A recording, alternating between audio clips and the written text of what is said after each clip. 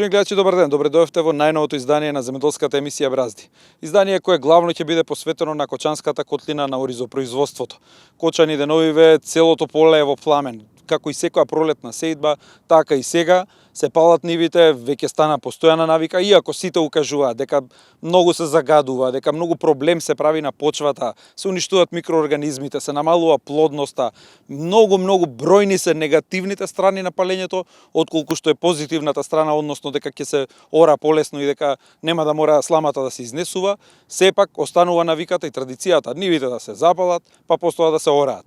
До кога ќе биде оваа пракса, до кога ќе се најде решение некакво преку комбајни што ќе сецкаат сламата, преку собирање кое што требаше да оди за пречистителната станица, за компостарата, за правење ѓубре, сето стои така, полето е цело во пламен и продолжува праксата. Но главната наша тема денеска нема да биде палењето на страништата, туку ќе биде состојбата со продажбата на оризот во Кочани, со ниските откупни цени на кои што се жалат земјоделците, со намалениот интерес за продажба и со огромните залихи кои им стојат сега баш пред почетокот кога највеќе им требаат пари. Субвенциите им каснат, ги немаат земено, ги немаат продадено оризот, го немаат продадено, немаат земено пари, а треба почнуваат нова реколта која што стартува со поскапа нафта, со најави за поскапување на сите репроматеријали, како ќе биде, како ќе се одвива целата работа, се уште не знаат. Снимивме дури примери кои што кажуваат дека 3 години им стои оризот непродаден и не планираат годинава дури да сеат. Можеби такво некое решение како преодно за некоја година,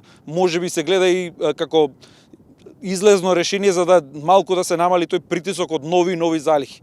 Каква е состојбата, пресекот го правиме од разговорот со земјоделците кои што укажуваат дека многу има работи кои што треба да се средат. Исто така укажуваат и на новата програма, односно велат дека е грешка што и за нив се барат 7 декари да имаат минимум услов за производство, кога тие и да имаат 7 декари, тоа најмногу дали ќе бидат посејани со ориз, зависи од тоа дали ќе влезат во планот за наводнување. Некоја година може и да нема вода, да се одбијат пола од површините, да се направи рестрикција на планот и на крај земјоделците ќе нема да имаат доволно површини, им ќе бидат исфрлени од субвенциите. Мора барат тука да се направи ревизија за таа програма да биде пореална и да биде пофер кон нив.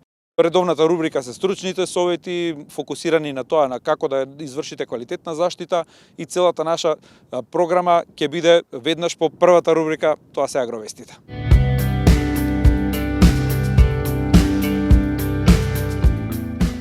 Околу 30 милиони евра за исплата на субвенции подели изминатиот период платежната агенција. Според податоците од платежната, најголем дел од колачот добиле млекопроизводителите, за млеко предадено за половина 2025 година. На сметките на 4500 сточари легнале 4,4 милиони евра, а неофицијално дознаваме дека до крајот на месецов ќе се реализира и другиот дел за да биде цела 2025 расчистена за субвенциите за млекото. Значајна сума од 2,6 милиони евра зема од гледувачите на свињи кои немаа земено за 3 години субвенции. По нив со значајна сума исплатени се и градинарите со 2,2 милиони евра и тоа по 3 денари за килограм зеленчук предаден во преработувачки капацитет во 2024 година и по 5 денари за црвената пиперка ајварка. Нешто помалку од половина милион евра се исплатени за носителите на земјоделските стопанства, а исплатени се и субвенциите за говедата, за бройлерите, за овошјето предадено кај откупувачи за производители на садници, посадочен и семенски материјал, како и пчеларите. Во собранието на предлог на група на пратеници се донесоа измените на законот за возила, кои беа директно побарени од земјоделците. Со овие измени сите граѓани, а најмногу земјоделците ќе добијат дополнителен рок да ги легализираат и регистрираат своите возила и законски да ги користат на патиштата. Ова е уште една шанса да се легализира и регистрираат тракторите, тракторските приколки, мобилните машини и мотокултиваторите, за да заштита на правата на граѓаните и оневозможување на создавање на правна празнина и правни несигурности во оваа област и заради неможност за решавање новија започнати постапки. Со ова законско дополнување се уредува уште еден законски дополнителен рок, во кој нема да се одземаат оние трактори кои немаат документи. Објавен е јавниот повик 02 од 2026 за доставување на барања за користење средства од програмата за финансиска поддршка за 2026 година преку мерката 131, односно економско здружување на земјоделски стопанства, со кое се обезбедува поддршка за поттикнување на здружувањето. Право на аплицирање имаат земјоделските задруги регистрирани за вршење земјоделска дејност согласно Законот за задруги евидентирани во Министерството за земјоделство. Целта е поттикнување на здружувањето на земјоделските стопанства преку формирање на земјоделски задруги, со што ќе се подобри конкурентноста, организацијата на производството и пласманот на земјоделските производи. Општина Илинден и годинава продолжува поддршката на локалните земјоделци преку обезбедување бесплатни агрохемиски анализи за почвата. Во соработка со Факултетот за земјоделски науки и храна, општината го објави јавен повик за пријавување на сите заинтересирани земјоделци кој ќе трае до 17 април со цел подобрување на квалитетот и продуктивноста на земјоделското производство. Проектот има за цел земјоделците да добијат прецизни информации за состојбата на почвата што ја обработуваат. Овие анализи ќе помогнат за правилно и навремено ѓубрење, зголемување на приносите, намалување на загадувањето и подобрување на квалитетот на земјоделските производи.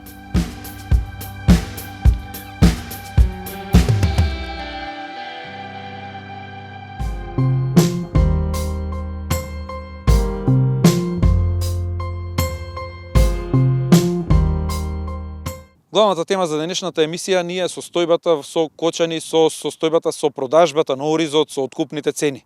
Расте незадоволството, кулминира со откупни цени кои што се како од пред 5 години со 17 до 19 денари, иако и науката пресмета дека 25 денари е производната цена под која што не би требало да има откуп, односно на таа цена треба да се додадат уште 25% за работка и таа треба да биде некаде околу 30 денари минимум, а земјоделците велат дека би требало реално да биде 40. Цената на белиот ориз по пазарите расте, не е дека нема логика да се даде и на земјоделците, но ете, постојано истата состојба. Кај земјоделците таа цена не стигнува, кај нив ако може цените од пред 5 години. И веќе тоа незадоволство кулминира и со неисплатени субвенции, со неземени од ниедна страна пари, а треба да вложуваат во нова реколта. Каква е состојбата? Погледнете од неколку примери со кои што разговаравме со земјоделците во Кочанско. Колкави површини од кога сте земјоделец? 5 хектари, земјоделец 10 години активно. Ориз? Само ориз, да. Еве овие 10 години, споредба. Било подобро, полошо, како е годинава? Годинава немаме продавано ориз и претходната и предпретходната го чуваме. 3 години ориз исто. Да, стое. Имаме дадено само за стокови резерви и некого чуваме, немаме пред 4 години имаше добра цена, тогаш го продадовме, од тогаш наваму. Тогаш колку беше? Ситна сорта опади 42 денари го продадов. Сега? Сега моментално кажуваат 18-20, нема прошувано. Како да паднале трошоците умеѓу време овие 4 години, а не како да пораснало се. И нема многу што да додадам. Мој совет, не сум голем земјоделец, само оваа година нека си чуват парите и да си идат на одмор. Не планираш оваа година да? Не планирам. Значи, пред камера изјавувам дека оваа година не сеам. Ориз. Добро, греота ли е да останат тие ниви, да расне трња, зашто некој неќе да направи цената да биде нормална? Па може да е и подобро да има плодоред, една година, две да стоат, трошковите ќе се намалат, приносите ќе се зголемат. Моje мислење, ќе пробаме, ќе видиме дали ќе испадне на тоа. Сега треба да се ора со овие цени на нафтата, се повеќе мислам дека ќе има уплашени земјоделци на вакви откупни цени, а на тие цени на нафта. Лично за мене имам некоја количина нафта земено, имам и препарати набавено нешто, нека стоат. За да ги трошиме за земјоделие, моментално на овие услови немаме намера. Добро, ти пак имаш некој магазин кај што чуваш. Шо прават нешто, немаат кај да чуваат ориз. Како се снаоѓаат? Или сега што им требаат пари за да инвестираат у нова реколта? Не можам да ти одговорам на тоа прашање. Секој за себе си. На нив има уште подошко. Тие нека си мислат. Ако нема магазин, ако нема услови, мислам дека нема потреба да се занимава со тоа. Според тебе колку треба да биде година во откупна цена за да биде нормална, да биде фер, да не стоат за лихите? Значи испод 40 денари за да остане нешто и за нас. Значи секој работа е рентабилно да биде. Се другото е по моје неисплатливо. Со овие цени што ги нудат, Со овие цени, да. со овие цени е скоро двојна разлика. Да. 40 денари за арпата зборим. Па да. 35 до 40 дена. Да биде рентабилно. Се друго мислам дека не е. Се ближи период на склучување договори со водните заедници. Како сте од тој дел? Има вода на време, нема, скапа ли е? Ги одржуваат ли каналите за одводнување? За наводнување, ако остане истата цена, не е скапа. 800 дена мислам дека е, не е скапо. До и ефтино може да кажем у тој дел. И стигнаваме и порака од водостопанство за склучување на договор. Нема да сум уште склучувал договор и нема да склучувам договор, значи не планирам да сеам. И така да имам завиха. Ако има нешто, има, ако нема, тоа е. Друго нема што земјоделците секој за себе дека си мисли. Колкави површини имате, колкаво производство и како оди со откупниве цени, дали сте задоволни? Па јас лично моја површина сеам негде околу 7,5 хектара, иначе со други површини што имам земано околу 12 хектара сеам. А ориз оваа година имаме прилично како што треба, негде даде малку повеќе, овие полиња подбација малку и просекот ни се негде околу 650 кила, просек како и нормално што е секоја година. Само со цените не сме задоволни. Цените се катастрофално никакви. Моментално оризо сега што иде кај нас, е цена што беше пред 5 години. Јас имам документи што сум ги носил кај министерот, на маса сам ги ставал да ги виде и сега пред месец и пол дена кога бев кај него, однесом му исто документ на 17 динара Андреја откупена. Јас пред 5 години го имам, а сега му го дадот документот за оваа година што е откупен ориз 17 динара. Он го виде лично, беа и откупувачите и земјоделци сите кај него Министерство земјоделие. Таа цена со 5 години уназад нас не враќа 10 години. Сега јас ориз пример, опалето моментално иде од 17 до 20 динара. На арпат зборем. Белио е 40 динара, опале. Андрејата е од 25 до 27 динара. Белио е 60 динара. Андрејата. Сега ние со 17-18 динара арпа ние не може да се покриеме во никој случај. На 650 кил, а производна цена ни направи, тоа е елевантни луѓе од Министерство, мислам, од Факултет за земјоделие, направија 25 динара производна цена. Сега, значи, јас сам доложил 25 динара на кило да произведам, сега мора да дадам 17 динара. Ја работам со загуба. На овај начин што идеме, ние немаме потреба да ги сееме. И мало акумулации да водат. Нека има, нека испуштат водат. Нема потреба површини да ги сееме, да буваме, да работиме џабе, да кршиме и ние нашето здравје и машините. Вчера отидов еден филтр за трактор ланска година го земаа 400 динара, сега 650 динара. А каде отидат другите работи? Нафти, чуда, се живо. Механизацијата скапаме, ние се скапаме од работа, пари немаме овие 2 години. Само залик се трупат и ништо друго. Со заликата е катастрофа. Ако ги спроведеа они стоковите резерви до крајот на август месец, оризке нема веќина тие луѓе што ги прават, кој ми кажете, со оризо. Они го немаа оризо. Овај годишни ориз што го произведува и сушија го дадува го стокови резерви. И затоа, а ние луѓето што произведуваме ориз, не ни го земаа. И на мен јас пиша 15 тона, одобривам и 9 тона. 6 тона ми остана од 2024 година. И сега, значи, јас што да правам со тај ориз? 17 динара да го дам, па дека ми е крајот. Зашто работам? Свесно треба со загуба. Свесно со загуба, тоа е тоа. Ако ги спроведе до крајот на август, оризо го нема они памбарите, тие луѓе што дадоа, нема оризо сега овај годишен ќе сидиш. Тоа е нешто, ја мислам дека па со некоја намера. И овие субвенции. Субвенции се, јас слагам субвенција се даде на тај човек што произведува, а не на единица декар. Земал 100 декара, искарал 20 тона, по 200 кило декар давам му субвенции. Зашто? Па не го работил. Фрлил семето, не се врнал. Или, да, нема контрол. А јас сам произведел, не може да ги земам субвенциите. Пример, ако пријавувам 3,5 хектара, за тие ми дадоа ланска година 6 динара, за другите не. 27 тона дадо опале, не ме следува 6 динара.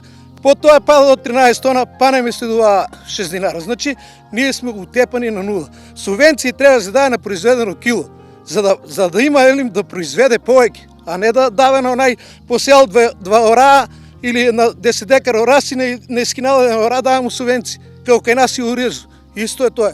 Оризопроизводството треба напредадено кило арпа и пари пуштени преко сметка. Парите легнати преко сметка, нека прави 4 пати годишно, на тромесечие. Нека извада извештај, дадел Рајко Петко кој е дал, нека му пуште парите. А на овај начин на единица декар тоа не е за мен субвенција. Како се затоплува времето, така почнуваат подготовките за новата реколта. Каква е состојбата, почнуваат ли земјоделците да размислуваат или станува повторно нов проблем? Ке се сее, нема да се сее, за кој цени ке се дава, каква е состојбата со залихите? Ние со планот за наводнување ќе сееме, така речено, бидејќи планот е донесен, ќе се сее целата површина што имаше и ланската. Меѓутоа не е проблем за сидба, проблем е цената на оризовата арпа и пласманот. Там не е најголемиот проблем. Сега имаме проблем каде што оризовата арпа се зима исто по 18 до 20 денари, меѓутоа чудно е што редовно земат. А на пазарот веќе белиот достигнува од 100 до 150 денара и тука се оштетени оризопроизводителите и самите граѓани на Република Македонија. Така да оваа година ќе биде малку потешка од другите. Значи, очекуваме дека ќе имаме подобри услови, временски услови, бидејќи водостопанство сега си ги започна работите на време. Каналите се веќе во тек и некои се исчистени. Се планира дека водата ќе пуште на време. Има залиха и се планира на време да се пуште водата, така да очекуваме дека ќе имаме добри приноси, задоволителни, меѓутоа према оваа цена сега што имаме, ние како земјоделци воопшто не сме задоволни од цената, а од другите услови ќе ги видиме во текот на годината како ќе е. Други години кога сте почнувале, со колкави залихи сте почнувале, со колкави залихи ја почнувате годинава по амбарите? Оваа година почнуваме со поголеми залихи, бидејќи имаме реколти од 24-та и 25-та. Така да залихите се огромни во нашите магазини и очекуваме, секојдневно очекуваме дека државата ќе преземе нешто мерки во тој дел, меѓутоа за жал гледаме дека системот во делот кај земјоделието воопште не функционира. Имавме неколку средби со министерот за земјоделие и со откупувачите, меѓутоа за жал резултатите кај оризопроизводителите воопшто не се покажаа. Немаше никакви резултати. Која цена нудат? Главно сега сите чуваат ориз по амбарите зашто не им одговара цената. Која цена се нуди? Која според вас треба да биде за да мрдне малце? Цената последен пат кога договаравме кај министерот за производна цена, разговаравме негде дојде околу 25 денара производна цена и на тоа е она економска оправданост од 25%, тоа се негде околу 30 денара. Меѓутоа, за да ние влеземе во едно производство сега, нам оризовата арпа треба да биде крупните сорти 50, ситните 40, за да можеме и ние утре да видиме нешто од она што викат печалка или оно што го работиме. Меѓутоа, за жал, сега се доведоме во ситуација да морам да дадам 3 кг оризова арпа од 25-та што сум ја произвел, а во 26-та кога ќе произведувам, за 1 килограм арпа да произведам. Неко логиката не оди. Така да ние сме доведени во многу лоша ситуација и во стартот сме со загуба. Особено што сега со овие цени на нафтата што не се знае ни до кај ќе одат, до кај ќе ви отидат трошоците, се повеќе страв ги фаќа. Ова се дополнителни трошкови каде што не се урачунани кај производната цена, тоа е зголемувањето на нафта, зголемувањето на препарати и на вештичите ѓубрива, така да мислам дека ќе биде и реално 40 производната цена, доколку се прави денеска производната цена на оризовата арпа. Меѓутоа, за жал, знаеме каква е сега ситуацијата и затоа овие цени така вртоглаво одат, меѓутоа, за жал, оризот не оде. Други години до кај февруар некаде, па и околу нова година сте ги земале субвенциите, сега уште нема субвенции за оризот. Ви требаат ли сега, кога имате најмногу трошоци да бидат пуштени, и што мислите за новиот систем, за новата програма за субвенции со оние услови од 0,7 декари? Ова е дополнителен удар за оризопроизводителите, каде што субвенциите ги примавме скоро до јануар месец ги земавме, сега е веќе март, почеток на сеидбата, односно на обработката на површините и неопходни се овие субвенции, меѓутоа за жал до денес ги немаме добиено, иако од страна на министерот беше обеќано дека ќе пуштат во почетокот на март, меѓутоа гледаме денеска ги нема. И секојдневно како што каснат субвенциите, така се зголемуваат трошоците кај нас во земјоделието и кога ќе бидат пуштени субвенциите, верувајте дека тогаш ако сега купиме 100 литра нафта, тогаш ќе купиме 10. Вие немате земено пари од откупот, ема од субвенции, за без пари треба да почнете година. За жал, голем дел од земјоделците не знам како ќе ја почнат оваа сезона доколку не ги добијат субвенциите, бидејќи се истрошени комплетно. Сите сме 70% сме истрошени во тој дел и не верувам дека ќе имаме дури почеток на квалитетна обработка на површините. Деновиве актуелно е потпишувањето на договорите со водостопанство. Колку ќе влие тоа за да го исполните условот за 0,7 декари? Еве некој и да има 7 декари, ако не му бидат опфатени под наводнување, како ќе го исполни условот? Водостопанство во тој дел нема реакција, бидејќи ние ги поднасаме во Министерството за земјоделие. Во Министерството за земјоделие имавме 0,5. Меѓутоа, кај министерот укажувавме и уште укажуваме дека не може да не ограничи на 0,7, бидејќи ние зависиме повторно од водостопанство со донесување на нивни план. Доколку јас во тој план имам 0,7 во рете, меѓутоа може да имам 0,5, а настрана да имам уште површини, меѓутоа не се опфанани во планот за наводнување и тогаш јас и да сакам да пријавам не можам, бидејќи толку имам на тој дел каде што е планот донесен за наводнување. И таму е направена проблем, меѓутоа верувам дека министерот ќе најде сила и ќе го тоа демантира и односно ќе го исправи, бидејќи кај оризовата култура мора да даде колку е површината засејана толку. Ние не зависиме од законот што ќе биде донесен од Министерството за земјоделие. Ние зависиме од водостопанство кој план ќе ни биде пуштен за сеидба на оризовите полиња. Што правиме ако годината нема доволно вода, сме имали и такви години, пак има рестрикции. Ај оваа година акумулациите се полни, ама имаше години кога немаше вода, од старт кажува пола од нивите ќе бидат вакво, значи ќе ви ги скратат субвенциите. Има некоја грешка у програмата очигледно.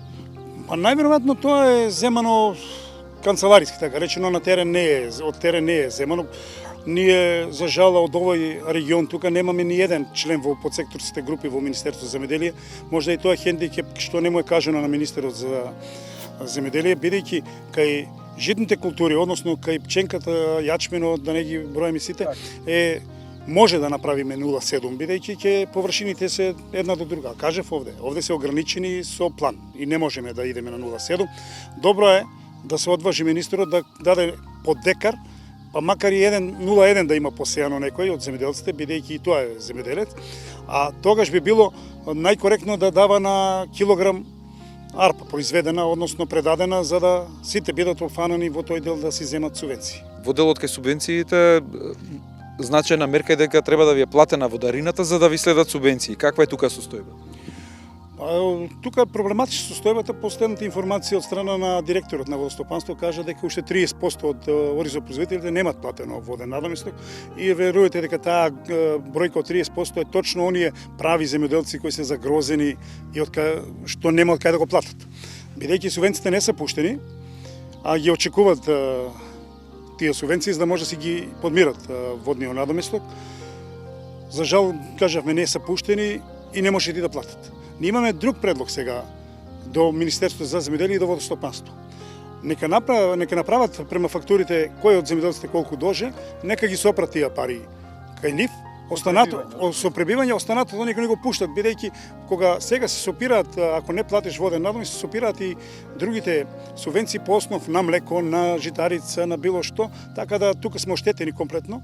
Доколку најдат решение да ни ги сопират само за воден надоместок, тогаш верувате дека и водостопанство ќе ги има наплатено, а и останатите средства ние ќе си ги земеме и ќе си ги искористиме. Така да тоа е еден од начините и решените кои беа и порано практикувани, сега гледам не го практикуваат, меѓутоа за жал треба да го вратат назад. Помогна ли нешто стоковите резерви да се намалат резервите што ги има по земјоделците и каде го гледате некој излезно решение да се надминат малце проблемите? Некако со години ни се провлекува, ни се трупаат залихи, ниски откупни цени. Каде би била интервенцијата според вас за да се реши проблем? Интервенцијата од страна на Министерството за земјоделие со стоковите резерви подигна една одредена количина од 2400 тона, меѓутоа таа количина ако беше подигнана во 24-та, сега ќе имавме друга ситуација. Таа се покрај изборите отиде во 25-та и тука се случи да некој дури од 25-та дадоа за стоковите резерви. Дел од тие што беа планирани за стокови резерви, каде што го чувавме оризот, требаше целокупно да биде дадено. Донесува нека одлука 50% од пријавените количини што ги имаме да ги дадат и така да и во тој дел земјоделците што го чуваа оризот за стокови резерви се оштетени. Како да се реши сега проблемот со ова што е останато, некој предлог ваш кој е? Предлогот е да се заштити оризовата култура како бренд и таков да почне да излегува од државата, бидејќи имаме информации дека во соседните држави увозен ориз од Блискиот исток се продава како кочански. Тоа е најголемиот хендикеп кај нас, што сега оризот стои кај нас и нема извоз.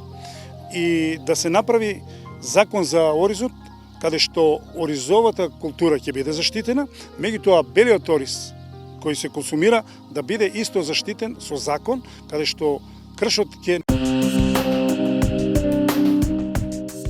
Како председател на Националната федерација на фармери, сакам да истакнам дека земјоделството и понатаму станува клучен столб на нашата национална економија, но и сектор кој понатаму се соочува со сериозни предизвици. Економските притисоци врз државата во изминатата година секако дека се рефлектираат и врз самото економско работење во земјоделието и секако ограничените ресурси во производството на земјоделството доведуваат до еден негативен биланс.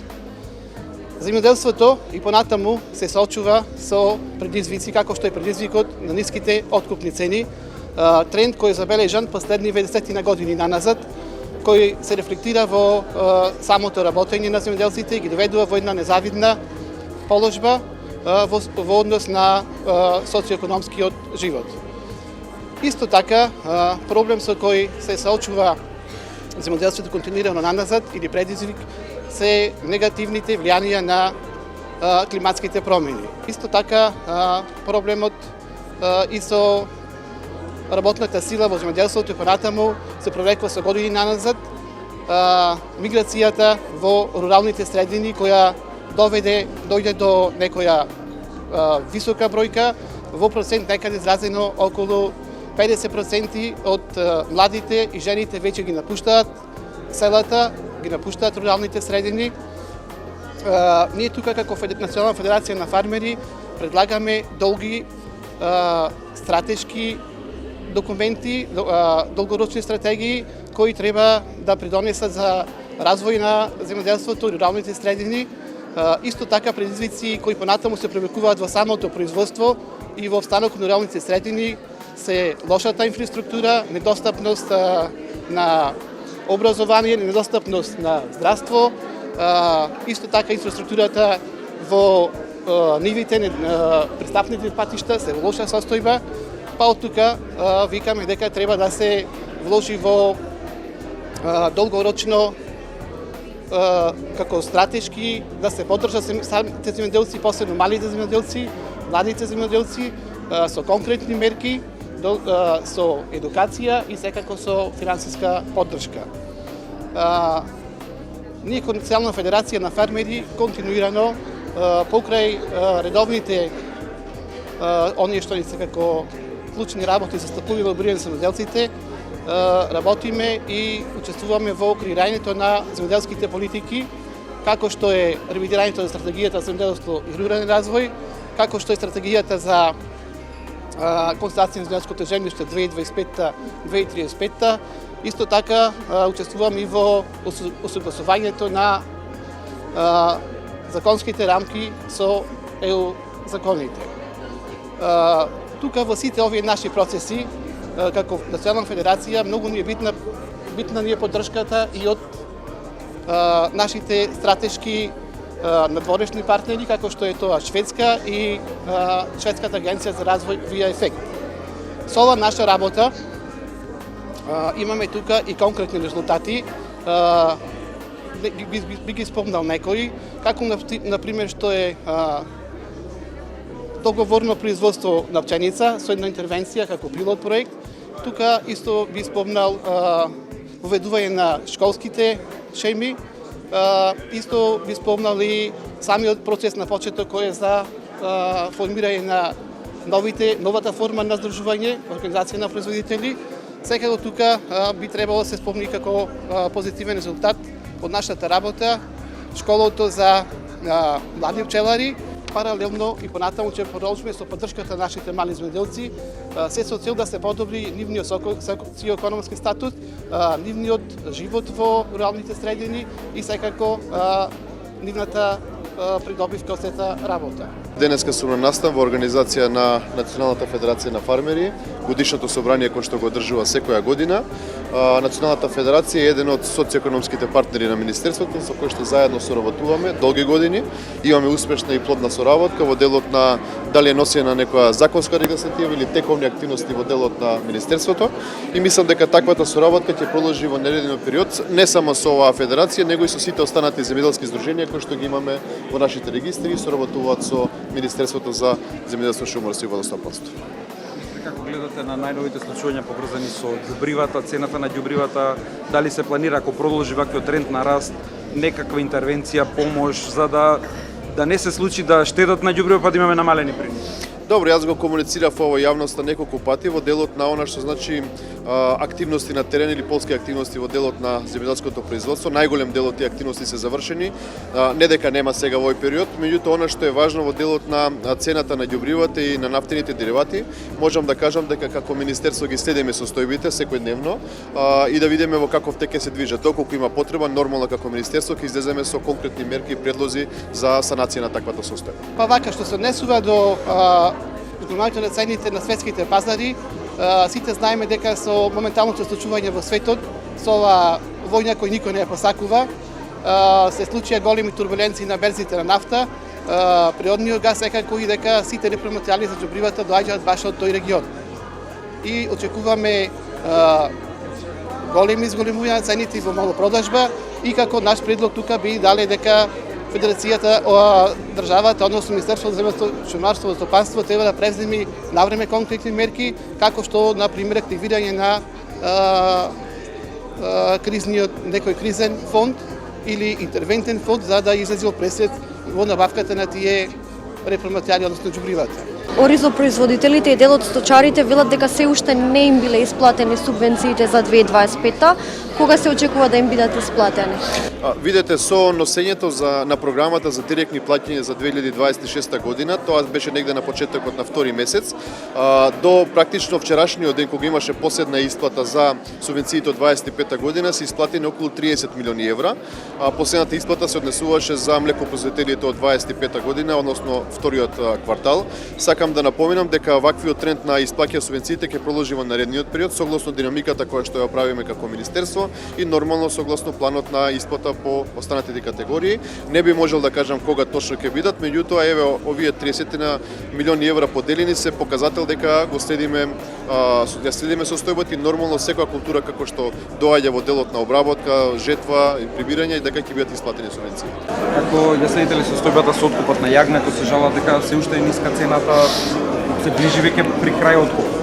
Она што можам да го соопштам дека имавме серија состаноци на кои што присуствува Сдруженијата на одгледувачи новци и кланичните капацитети кои што постојат во министерството.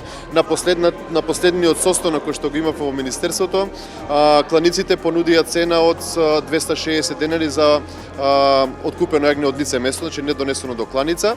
Нормално таа цена варира од категоријата на јагнето кое што се предава. Не очекувам да се случат некои поголеми проблеми.